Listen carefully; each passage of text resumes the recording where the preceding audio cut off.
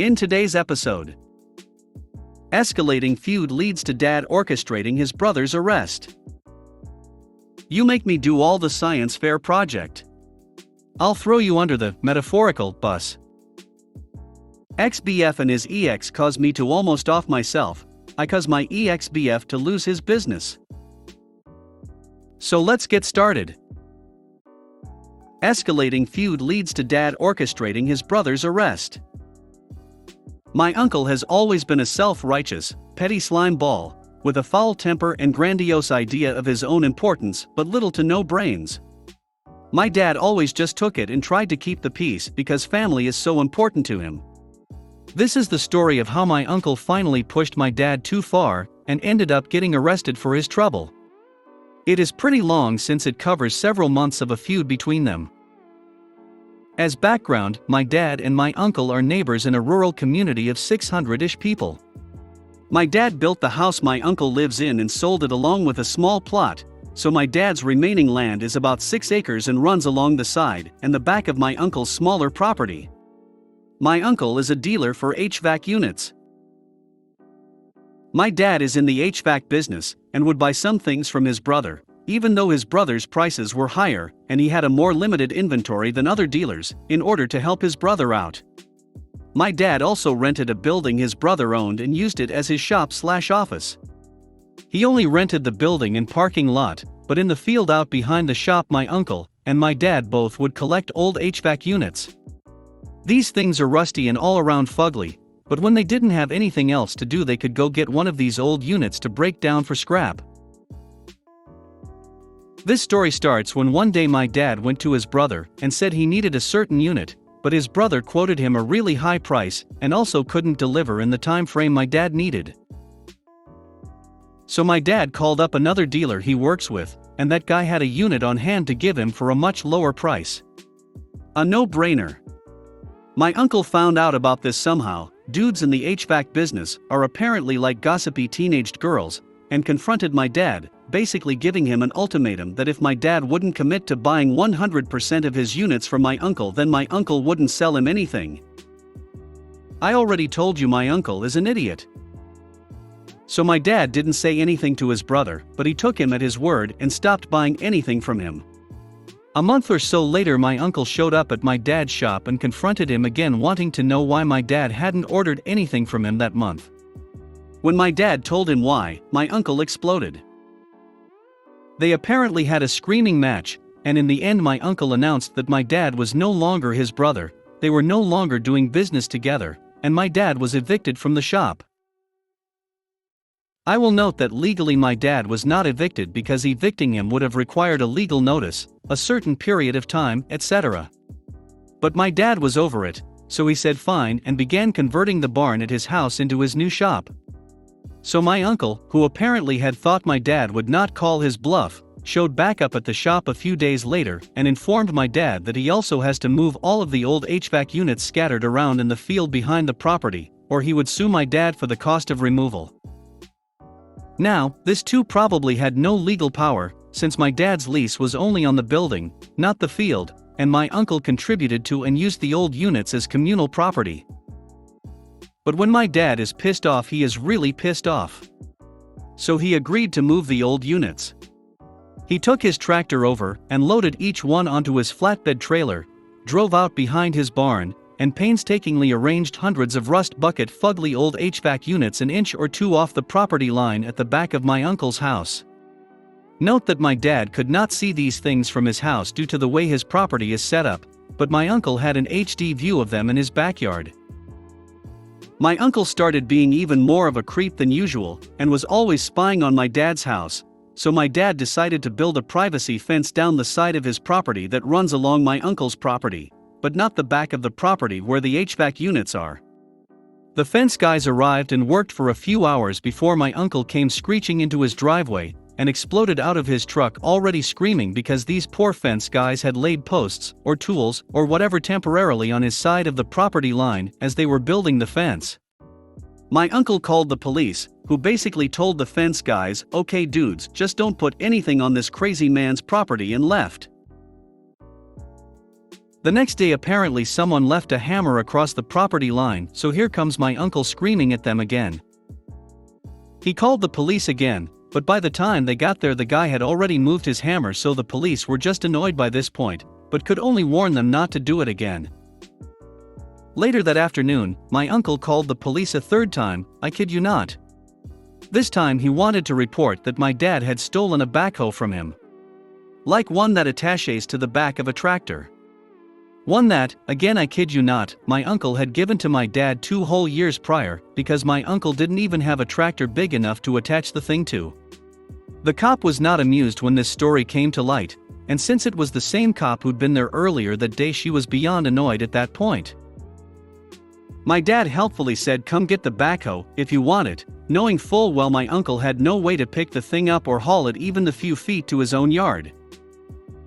My uncle replied that my dad was just trying to trap him, and would say he was trespassing if my uncle came onto his land, even though the cop was standing right there when my dad offered. And by the way, this conversation was taking place in my dad's driveway. He then said that he wanted to file a complaint with the police that basically amounts to a restraining order against my dad. It isn't a restraining order because it isn't issued by a judge, but the cops treat it that way. It's for habitual trespassers. Annoyed cop helpfully informed my dad that this would mean that even if my uncle texted or emailed him and invited him to come over to his house to discuss things, even if my dad had that written proof he'd been invited, if my uncle called the cops or even took a picture of my dad on his property, he could potentially get arrested for trespassing. My dad said he wanted to file one against his brother too. The ProRevenge part of the story is now upon us. My dad knew full well that his brother had no real clue where the property lines were and was not going to dig up his survey to check. He only knew where the lines were because my dad knows exactly where they are and maintains wooden stubs in the ground periodically along his property lines. So when his brother was away for a few days, my dad moved all of the old HVAC units along the property line over further onto his own property by a few feet and moved the stubs back the same distance. So basically it looked the same as it had before, except it looked like the property line was a few feet further back than it actually is. He then placed some random piece of scrap across the fake property line, still on his own property, but it looked like it was across the property line if all you had to go by were the incorrectly placed stubs, set up a few game cameras aimed at the line and waited. Sure enough, his dumbass brother came storming out of his house as soon as he noticed the scrap on his side of the property line, crossed the real property line to get a good look at the scrap, and called the police. My dad was waiting for them with his survey showing where the actual property line is, a copy of the report annoyed cop had given him, and game camera footage of his brother clearly trespassing on his land, and it was my uncle who got arrested. The only way his revenge for all the trouble and heartache his brother caused could possibly have been any sweeter would have been if it were an annoyed cop who showed up at the scene and arrested my uncle, but alas, he had to make do with someone he and his brother had both gone to high school with, which worked out since it was especially embarrassing for my uncle to be arrested by someone he knew well. And who could make sure everyone else in town knew? You make me do all the science fair project. I'll throw you under the metaphorical bus. So this is a bit of a read, per name. Also, I tried posting this on Petty Revenge, but it didn't work, so please tell me if what I did was petty or pro-revenge here. Cast: Pathological liar, Sheep boy, Amazing teacher, Mia's starting to SAV. So this story happened when I was in 7th grade. During that time the school district had all students participate in a mandatory annual science fair, from elementary school up to the end of middle school. The idea was to get students interested in STEM, science, technology, engineering, and math fields and occupations. After participating in science fairs for 6 years, I was used to the usual rigmarole that a science fair project entailed. I come up with some, hopefully unique, project ideas, most likely the very original electricity from a potato project. I make a hypothesis, collect data, pay the school or Home Depot $10 to $20 for a science fair board, tape up charts and diagrams to the board the night before presenting, and then rinse and repeat for the next year. However, this year my class was doing things a little differently. My class had the honor of being the first to be selected to participate in a virtual science fair. So basically we were voluntold. No one in our section of the district at that time did a virtual science fair before, so we were signed up as guinea pigs to test it out. If that wasn't good enough, my class also had to promote healthy collaboration amongst students, so we were assigned to do projects in a group. Now I hate group work. I always got the short end of the stick in a group. Either my group gets stuck with someone that skimps out on work, and the other group members, and I have to cover their portion, or everyone in the group except me avoids work like the plague, and no matter how much I urge them to participate, I eventually have to do all the work myself to maintain my precious grades. I was a straight A student at the time, so any group work assigned to me was a threat to my grade and my sanity. If I ever got less than an A on any assignment, my mother would ask me, "Why didn't you get an A? Sonny boy, do you need help at school?" It drove me insane since I wasn't failing. Anyways, the online science fair was pretty simple. As a group, we were assigned access to a group science fair board that we could fill out with our results, figures, hypothesis, etc. We were to have certain parts of the project like the discussion done by particular dates to get points towards our grade. The overall project was due in 2 months, and then we were to give a presentation. Amazing teacher was brilliant. She wanted us to record our project progress in a composition book in tandem with the online portion, which she would review during our presentation in 2 months. I believe this was to help us keep track of notes in case we forgot to log them into the computer later, but it was used by me as a tool in my revenge. I was paired with Pathological Liar and Sheep Boy, who I was kind of friends with. We brainstormed and settled on testing the performance of an individual in exercise before and after they drink an energy drink. This was in part influenced by Monster Energy drink just becoming popular and Sheep Boy parents getting a new home gym. I thought it was great since I was playing football at the time and wanted to work out more. Also, Pathological Liar, Sheep Boy, and I literally shared every class together and lived within a mile of each other, so it would be super easy to communicate. However, Sheep Boy and Pathological Liar never seemed to want to talk about the project. After 2 weeks of radio silence from Pathological Liar and Sheep Boy, I finally corralled them in one place and suggested we meet up at Sheep Boy's house that weekend to start the project. On the day of the meetup, Sheep Boy's mom had to go grocery shopping or something, so Sheep Boy was out. Undaunted, I told Pathological Liar it'd be fine if we work at my house and researched other studies on it to get the ball rolling. But Pathological Liar never showed up that day. So I decided to confront him on our walk home from school the next day. Oh my god, if you heard what came out of this boy's mouth as an excuse. While we were literally within spitting distance of my house, Pathological Liar said he couldn't come over yesterday or today because his grandparents had gotten into a plane crash. I was flabbergasted and exclaimed, "What? Really? But I didn't see anything on the news about a plane crash." Pathological Liar responded indignantly, "Plane crashes happen all the time starting to SAV. They're not all going to get reported on. Their plane struck another plane on the tarmac and then rolled over and snapped off both wings." Me, insert surprised Pikachu face, "OMG, I'm so sorry. Did they die? PL, what? No, why would they die, idiot? Anyways, I can't do the project this week. See ya." This little turd then ran home. After I got home and deduced that he just fed me a sack of crap, I just said whatever and filed out the preliminary sections of the project and wrote notes in the composition book to at least ensure we had something to turn in next week. I was willing to give the group a second chance, cause maybe their busy middle school lives were swamped. After another 2 weeks of attempting to coordinate my group and getting them to at least contribute a page or two to the report, we finally decided to meet up at Sheep Boy House again to start collecting the data.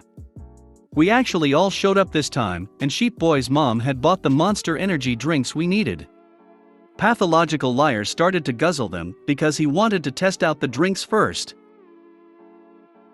Sheep Boy showed off his new home gym and then got us to play Smash Brothers for half an hour. I didn't want to play at first, but then decided to lighten up and we could do the tests afterward. After coaxing my group back to the gym, pathological liar just rambled and chit-chat. Me, trying to be pragmatic, said, "Hey guys, why don't we start our exercise now and record some data, and then afterward I can school y'all in Smash Brothers?"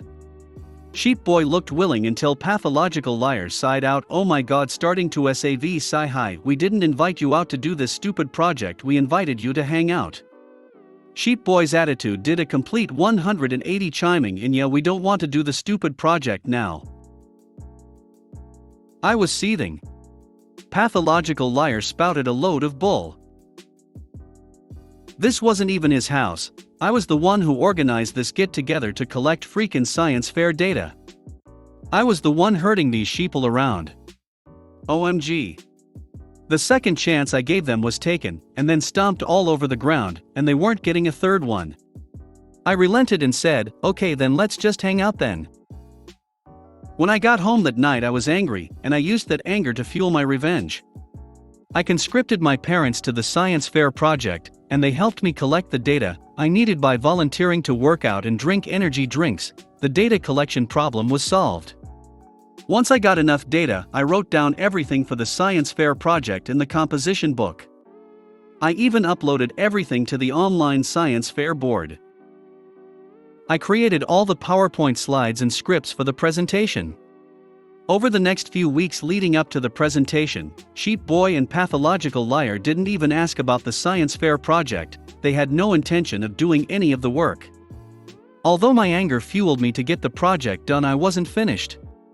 I did the pettiest thing I could think of and signed a corner of the composition book with, "Starting to SAV did all the work." I knew that amazing teacher would be checking our composition books while we were presenting the project, and I couldn't wait to see how Pathological Liar would try to weasel out of this one. On the day of the presentation, Pathological Liar and Sheep Boy were nervously fidgeting at their desks because they didn't have anything prepared. I strolled in and told them to relax since I made a PowerPoint. They relaxed, not knowing how stupid they were going to look while presenting. OH, how dumb they looked when we started presenting to the whole class. I had already memorized the slides and my script and was effortlessly strolling around the room, making eye contact, and delivering a killer speech on the science fair project. Pathological Liar and Sheep Boy just read off the slides with deadpan expressions, with their hands in their pants, not moving an inch. I was relishing this, all the while gleefully peeking to the back of the classroom where amazing teacher was reading through our composition book. Amazing teacher would stop our presentation every once in a while to ask questions and compare with what was written down in the book. But once the bomb dropped, my blood ran cool with maniacal glee. I saw it stop and read a corner of the book. She then read it out loud, "Starting to SAV did all the work." I felt Pathological Liar and Sheep Boy grow cold next to me. PL, that cunning fox, stammered out, "Well, yeah, he worked on that section, Mississippi." Amazing teacher brought her glasses down to the tip of her nose and stared at Pathological Liar over the rims and coolly stated, "So you're telling me that Starting to SAV was just signing his part of the composition book, and that you all wrote in here equally?" Pathological Liar, "Yes ma'am." Me, shrugs. At this point I wavered. I didn't want to feel the social wrath from them or their friends for stepping out and challenging Pathological Liar's lie, so I stayed silent. At least I embarrassed them for a moment. After my crowning achievement of embarrassing Pathological Liar and Sheep Boy, I thought nothing would really come from it, but boy was I wrong. After grades were released for the project, I was totally bummed out that I got a 96%. It wasn't the perfect A that I was hoping for, and knew my mother would be asking me, "Why didn't you get an A+? Why didn't you get a 100%? But then Sheep Boy and Pathological Liar ran up to me with their eyes wide with terror, asking, "What did you get for your grade?" Me, I got a grade. Why? This is how my snarky but avoided answering questions on my grade. Pathological Liar, Sheep Boy got a 66% and I got a 48%. I was shocked to hear that, and then I figured out that amazing teacher must have interrogated my group mates on the project separately and awarded them the grades they deserved. OMG, my petty revenge tanked their grades. The science fair project was alone 25% of our total grades that year. I was so grateful that amazing teacher saw my frustration and punished them. XBF and his EX caused me to almost off myself. I caused my EXBF to lose his business. Hello everyone. Going to try to make this as short, sweet, and to the point as possible. I had been dating someone for a few months and decided to get an apartment in their hometown. Everything was going fine until I logged into a local chat room, think AOL days, to hopefully make some new friends and find out good places to go sing karaoke, and a weird username messaged me and said, hello, and nothing else. A few days later me and the BF, let's call him Bob, are supposed to meet up for breakfast, and when I get there he has a messenger bag with him. I ask what he wants to eat, and he says he's not hungry. I ask him what's wrong, and he pulls out about 20 pages of a chat log from that weird username on the website. In this chat log there is some very graphic adult stuff that was being discussed by that username. Also in that chat log was my name commenting on it, which I never did. I asked him what this was, and of course he asked me to tell him what it was. I honestly had no idea, and told him so. He broke up with me right there over this. As I stated before, that username had said hello to me, and that was it. This chat log was faked and no idea why someone would do that. When I got home crying my eyes out, my phone rang and there was a strange voice on the line, saying how that now that I'm single, I should go out with them and all sorts of crap. Then the text messages started about wanting to sexually assault me, and various other things. It was revealed it was the EX of my now EX Bob. Called up Bob and told him what was going on and asked him why he gave my number to his example. He said I should have tried to cheat on him with his example. Again, never happened. Up until this, I thought Bob was going to be the person I spent my life with. That obviously didn't happen. Needless to say, this resulted in a police report being filed with pictures of all the text messages and voicemails being given to the police. I almost killed myself that night over all of this. Bob's EX created this fake chat log to try to break us up, which it did, just to try to get him back, which it didn't work in the end. The revenge.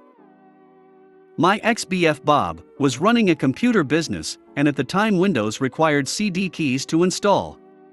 He was building custom computers for people, but using a key generator to make the keys to install Windows in Microsoft Office 2003.